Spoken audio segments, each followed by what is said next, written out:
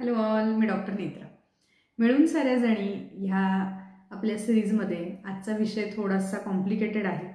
तसं बघायला गेलं तर खूप सोपा आहे, पण तो पिढ्यानपिढ्या खूप कॉम्प्लिकेटेड करून ठेवलेला आहे.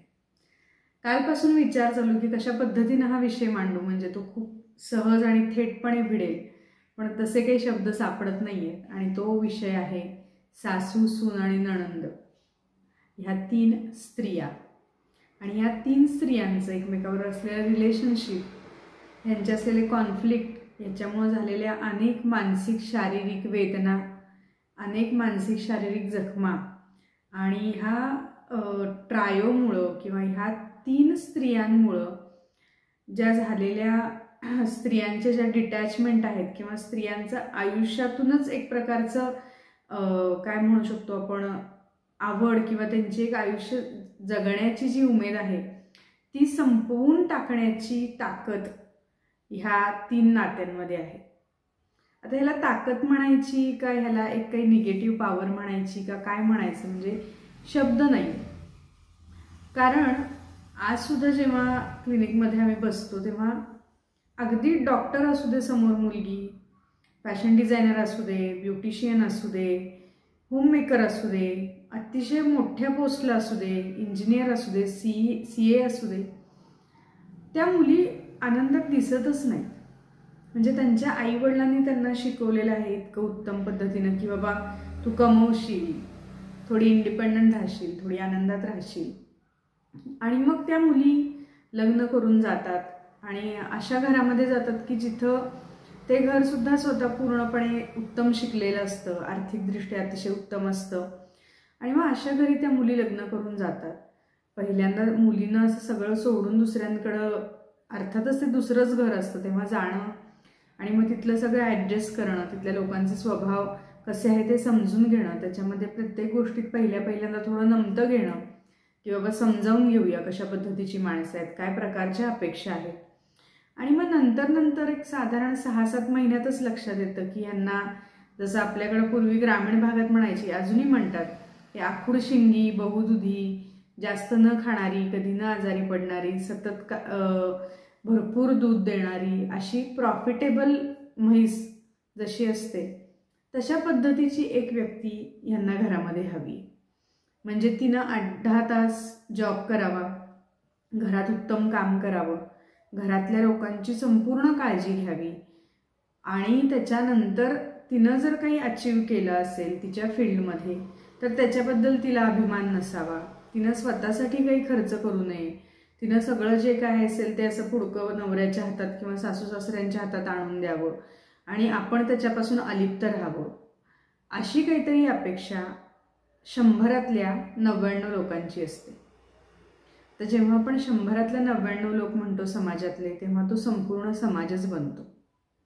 आणि जेव्हा आपण असं करायला लागतो, आता आपण म्हणजे याच्यामध्ये कोण, तर जनरली याच्यामध्ये सासूबाई ही जी व्यक्तिरेखा आहे, ही व्यक्तिरेखा ह्याच्यामध्ये प्राईम रोलमध्ये असते.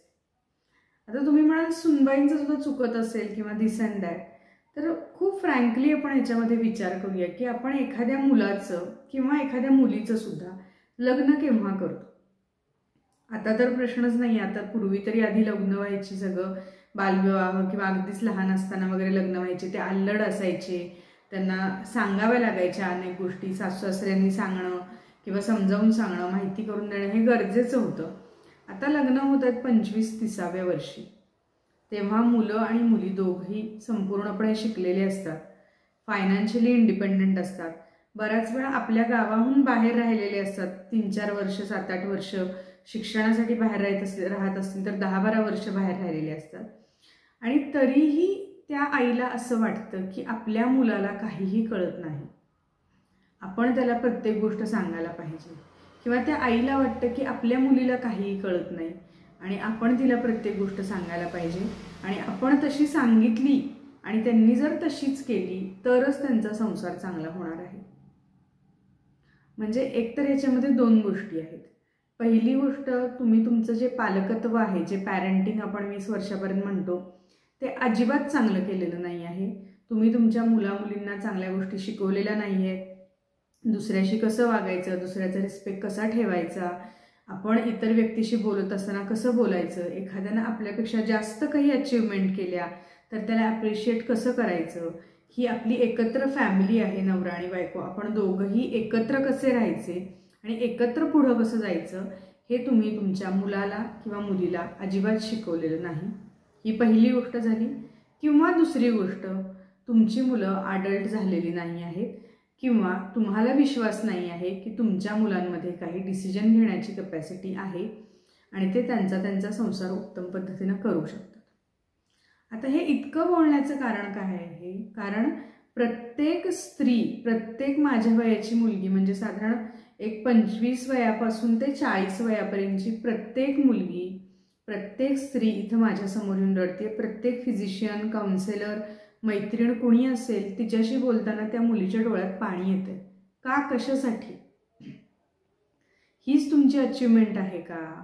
तुम्ही मोठ्या आहे, म्हणजे ज्या कोणी असतील, ह्या सासूबाई या कॅरेक्टरमधली कोणी असेल, मग ती मुलीची आई असेल किंवा मुलाची आई असेल, तुमचा रोल प्ले इथं काय आहे की गरज असेल तेव्हा आम्ही अवेलेबल आहे. बाकी सगळ्या सिच्युएशन तुमचं तुम्ही हँडल करण्यासाठी योग्य वयात आहात, अडल्ट आहात. आम्ही तुम्हाला तेवढं एबल बनवलेलं आहे की तुम्ही तुमच्या सिच्युएशन उत्तम पद्धतीने हँडल करू शकता. मुलगा मॅनेजर असतो, खूप मोठ्या पोस्टवर असतो, तिथं अख्ख्या कंपनीचं सगळं तो मॅनेज करत असतो, पण घरी आल्यावर त्याला एक बायको आणि एक आपलं मूल एवढ्या 2 गोष्टी मॅनेज करायला जमत नाहीत असं आईला वाटतं. मुलगी एखादी डॉक्टर असते, छान सर्जरी करून येते किंवा छान तिची ओपीडी सांभाळून येते किंवा मोठं बुटीक असतं, ते बुटीक उत्तम पद्धतीनं सांभाळत असते, पण घरी आल्यानंतर तिच्या सासूबाईंना किंवा आईला वाटतं की हिला संसारातलं काही कळत नाही आणि आता आपण तिला सांगायला पाहिजे. आणि ही जाणीव संपतच नाही आहे की सतत माझी ह्यांना मदत पाहिजे, सतत माझा इंटरफेरन्स पाहिजे, सतत माझा प्रेझेन्स पाहिजे, सतत माझा कंट्रोल पाहिजे. या सगळ्या मागचं एकच इमोशन आहे की सगळं माझ्या कंट्रोलमध्ये पाहिजे. तुम्ही तुमचा संसार संपूर्णपणे व्यवस्थित केलेला आहे, सक्सेसफुली केलेला आहे असं म्हणूया, आणि आता ह्या जनरेशनला तुम्ही त्यांचा संसार त्यांच्या पद्धतीनं जसा त्यांना जमेल तसा करू द्या.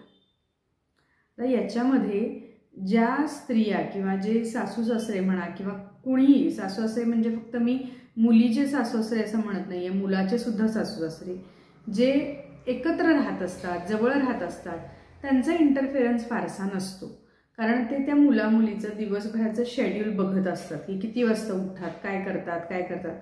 आता माझा आजचा स्पेशल राग म्हणा किंवा एक इरिटेशन जे आहे ना, ते सॅटेलाईट आईवर आहे. आता सॅटेलाईट आई म्हणजे काय?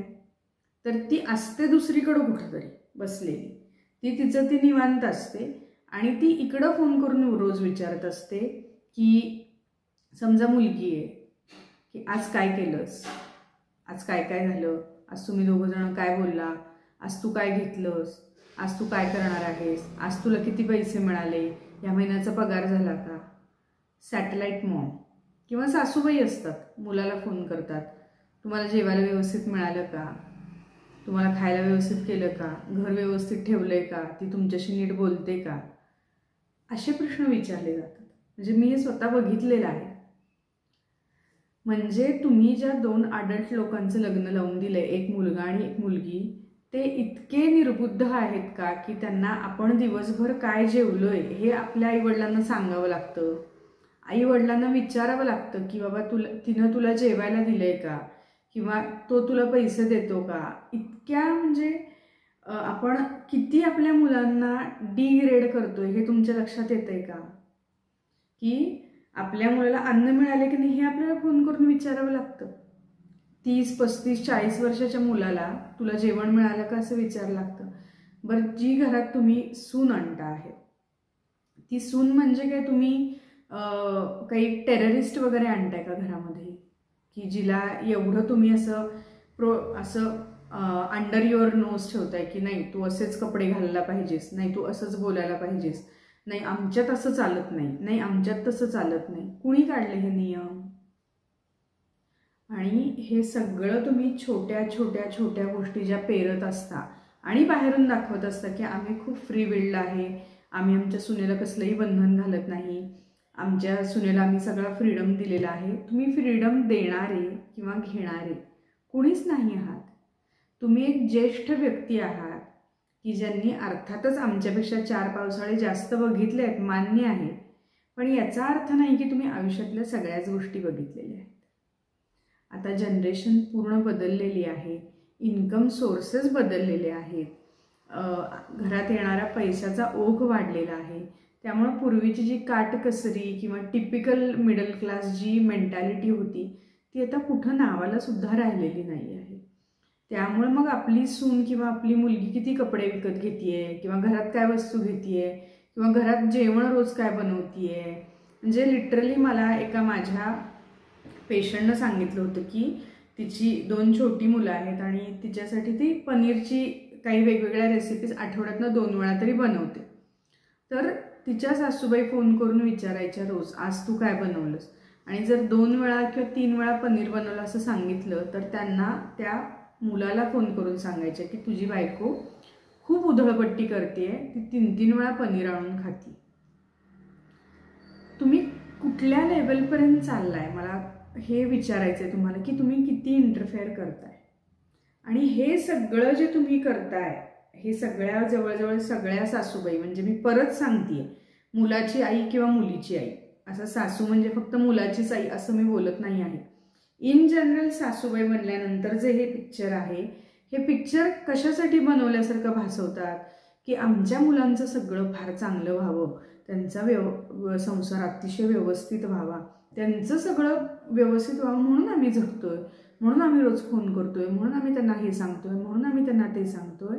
बट ॲट द एंड तुम्ही त्या दोघांच्यामध्ये जे लाईफ पार्टनर आहेत, लाईफ पार्टनर आयुष्यभर एकत्र राहणारे आहेत आणि जेव्हा त्यांचा बॉन्डिंगचा वेळ आहे, जेव्हा म्हणजे लग्न झालं साधारण 25 वर्षानंतर मुलं होणं आणि मग एकमेकांबरोबर बॉन्डिंग होणं, ह्या गोष्टी खूप स्लो प्रोसेसनं छोट्या छोट्या छोट्या गोष्टीमधून, छोट्या छोट्या मदतीमधून, छोट्या छोट्या प्रॉब्लेम्समध्ये जेव्हा दोघंजण एकत्र उभा राहतात, अशा गोष्टींमधून ते बॉन्डिंग चालू असतं.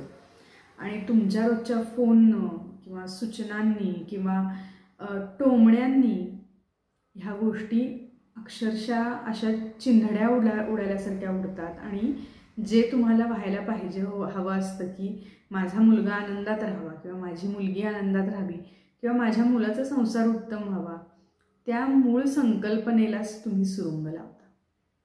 त्याच्यानंतर तुम्ही नकोशा होता, तुमचा विचारसुद्धा नकोसा होतो, तुमचे फोन टाळले जातात, तुमच्याशी इंटरॅक्शन टाळलं जातं आणि मग तुमच्या डोळ्यात पाणी येतं की मी इतकं काय वाईट केलंय की मला इतकं वाईट ठरवलं जातंय.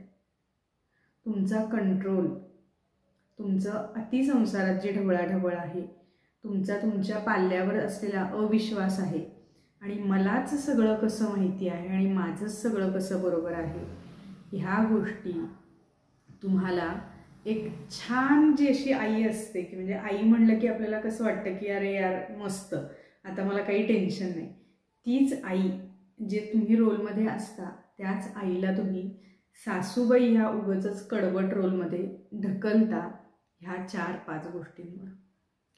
आणि खरं सांगू का, म्हणजे तुम्ही जेव्हा असं म्हणाल की जेव्हा तुम्हाला आमची गरज आहे तेव्हा मला सांगा, आम्ही अवेलेबल असणार आहे, पण बाकीच्या वेळी जस्ट लेट देम गो. त्यांना एन्जॉय करू दे, त्यांचा संसार करू दे, त्यांचं डिसिजन घेऊ देत, चुकीचे बरोबर जे काही असतील ते निर्णय घेऊ देत, त्यांना प्रॉब्लेम सॉल्व्ह करू देत. तुम्ही एक सॅटेलाईट आई आणि सॅटेलाईट सासूबाई आणि सॅटेलाईट सासरे आणि सॅटेलाईट नणंद असलं वगैरे बरं काही करू नका. आणि जर तुम्ही हे केलं ना, मी जे आत्ता सांगते ते, तर तुम्हाला काय मिळणार आहे माहिती आहे का? अतिशय आनंदात असणारा तुमचा मुलगा किंवा मुलगी, अतिशय रिलॅक्स असलेली फॅमिली, ज्याच्यामध्ये तुमच्यासाठी भरपूर रिस्पेक्ट आहे, ज्याच्यामध्ये तुमच्याबद्दल आपुलकी आहे, ज्याच्यामध्ये तुमच्याबद्दल एक आदरयुक्त भीती आहे की नाही माझे सासू-सासरे खूप व्यवस्थित राहतात, ते आम्हाला इंटरफेअर करत नाहीत, पण त्यांचं आमच्यावर लक्ष असतं, पण त्यांचा इंटरफेरन्स काही नसतो. योग्य वेळी ते आम्ही विचारलं तर आम्हाला अतिशय योग्य सल्ला देतात. आणि मग अशा एल्डरली लोकांबद्दल खूप प्रेम, आपुलकी, त्यांनी यावं आपल्याकडं, आपल्याजवळ राहावं किंवा आपण त्यांच्याजवळ जावं, त्यांच्याबरोबर राहावं, त्यांच्याबरोबर टाईम स्पेंड करावा, अशा गोष्टी खूप सहजपणे होतात.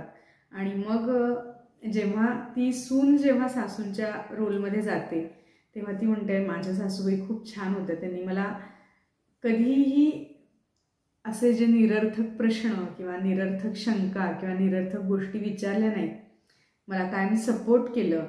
आणि ती मुलगी, तो मुलगा, त्यांचा जो संसार आहे तो खरंच ब्लिसफुल होऊन जातो, इतका सुंदर होऊन जातो. आणि अनेक लोक आपल्या आजूबाजूला असे आहेत की जे म्हणतो ना कमळावरच्या पाण्यासारखे आहेत तिथं, पण नाही आहेत सुद्धा. तर खरोखर तुमची जी काळजी आहे आणि तुमचा जो अविश्वास आहे तो कितीतरी सुनांचं, मुलींचं आणि इनडायरेक्टली मुलांचं आणि नातवंडांचं आयुष्य खराब करतायत, लिटरली खराब करतायत. आणि ह्या मुली मग डिटॅच होऊन जातात.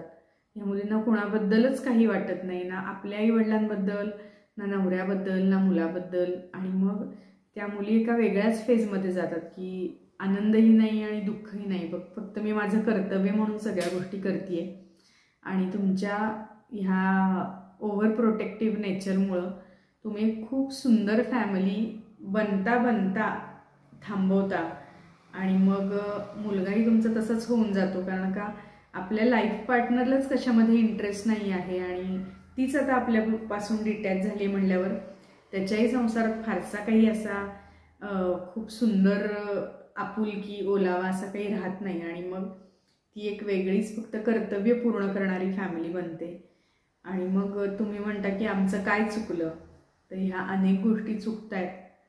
फक्त एक सोल्युशन आहे, आपण 2 अडल्ट लोकांचं लग्न लावून दिलं आहे, दोघंही अडल्ट आहेत, दोघंही समंजस आहेत, दोघंही निर्णय घेण्यास सक्षम आहेत. ही खूणगाठ ज्या दिवशी आपण लग्न करून देतो त्या दिवशी बांधायची. तुम्हाला गरज असेल तेव्हा आम्ही अवेलेबल आहे हे सांगायचं आणि आपला संसार आपण करायचा आणि त्यांचा संसार त्यांना करून द्यायचा.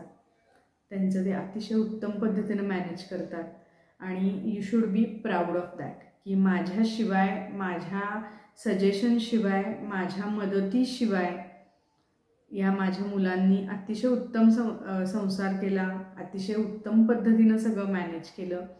आणि तुम्हाला त्याच्याबद्दल प्राऊड वाटायला पाहिजे, कारण तुमचं पॅरेंटिंग चांगल्या पद्धतीनं झालं आहे. जसं मी पहिल्यांदा म्हणाले, तुम्ही जर पॅरेंटिंगच इतक्या उत्तम पद्धतीनं केलं असेल आणि इंडिपेंडंट मूल जर बनवलं असेल की ज्याला निर्णय घेण्यासाठी कुणाची विचारायची गरज नाही किंवा तो समोरची व्यक्ती, म्हणजे मुलगा असू दे किंवा मुलगी, म्हणजे नवरा असू दे किंवा बायको, तिच्याशी रिस्पेक्टफुलीच वागणार, ती आपल्यापेक्षा जास्त अर्न करते, तो आपल्यापेक्षा जास्त अर्न करतोय किंवा त्याचं स्टेटस, तिचं स्टेटस, हे सगळ्या गोष्टी विसरून ही माझी लाईफ पार्टनर आहे हे समजून जो मुलगा किंवा मुलगी राहते त्यांना कोणत्याही सासू सासरे, आई वडील, नणंद, जाऊ या कुठल्याही व्यक्तीच्या मदतीची, काउन्सिलिंगची, बिनकामाच्या सल्ल्यांची, टोमण्यांची कशाचीही गरज नसते. ते दोघंही अतिशय उत्तम पद्धतीनं संसार करू शकतात. तर आत्तापर्यंत हे सगळे ट्रॅडिशनल वे तुम्ही ट्राय केलेत, आजपासून पुढं ट्राय करा की I will be detached from their family affairs. मी माझा जो काही आहे राहिलेला संसार तो उत्तम करेन, त्यांना गरज असेल तेव्हा मी अवेलेबल राहू. तर हे खूप सिरियस आहे. तुम्हाला वाटेल की हे काय म्हणजे खूप सुपरफिशियल वाटतं ऐकताना, पण हे मुलींच्या मनावर खोल जखमा बनवतं आहे आणि मुलींच्या मनावर आणि शरीरावर याचा खूप गंभीर परिणाम होतो. आणि जर तुमची सून किंवा मुलगी जर अशी डॅमेज्ड, डिटॅच्ड आणि कसलीही ओलावा, प्रेम काही राहिलेली नसेल, तर तुमच्या मुलाच्या संसाराचं पुढं काय होईल याचा तुम्ही विचार करा आणि त्याच्या पद्धतीनं ठरवून मी डिटॅच राहणार हे ठरवून त्या पद्धतीनं वागा. खरोखर उपकार होतील, खरोखर उपकार होतील. कारण अनेक मुली ज्या पिचल्यात, ज्यांना अक्षरशः ते आता सहन नाही होत आहे, ते त्या ट्रॅपमधनं बाहेर पडतील आणि त्यांचं जे काही आयुष्य आहे आणि त्यांचा जो काही संसार आहे तो अतिशय उत्तम पद्धतीनं करतील. तर मी ब्लेम गेम करत नाही आहे की सासूंच्याच मागं लागली किंवा आईंच्याच मागं लागली आहे. पण तुम्ही ज्येष्ठ आहात, तुम्ही मोठे आहात, त्यामुळं तुम्हाला गेममधनं बाहेर होणं हे क्रमप्राप्त आहे. तर ते लवकर होऊ दे, वेळेत होऊ दे, की ज्याच्यामुळं तुमचा रिस्पेक्ट, डिग्निटी, पॅरेंटिंग ह्या सगळ्याच गोष्टीचा खूप छान रिस्पेक्ट होईल आणि पिढी चांगल्या पद्धतीनं तुम्हाला लक्षात ठेवेल. तर सासू सुनेचं हे खूप सिरियस आहे, म्हणजे आपल्याकडं फार लाईटली घेतलं जाते, पण हे खूप डीप गेलेलं आहे आणि we should stop it somewhere. This is what I really feel. So on this serious note, काळजी घ्या. Take care. बाय.